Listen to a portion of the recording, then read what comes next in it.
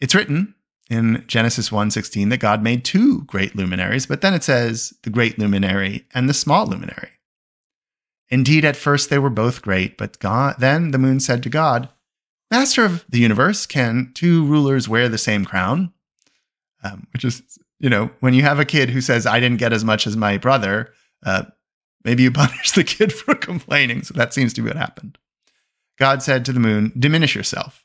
So the moon said to God, Master of the universe, because I told the truth, should I diminish myself?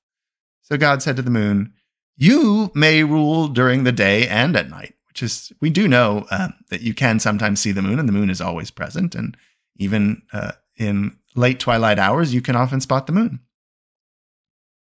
And she said to him, what advantage is there in that? And I actually don't want to use gender. Sorry, that's the way it's written. But the moon said to God, what advantage is there in that? What does the lamp accomplish at high noon? Which is like, I'm just a modest light of the moon. I will never be seen in the light of the sun. And God said to the moon, the people of Israel will calculate dates and years by you, which is, as I mentioned, Israelites are, and Jews are now, lunar calendar people. The moon said to him, but the sun too would have a part of that. That's how we'll know the seasons, and not written here, the days.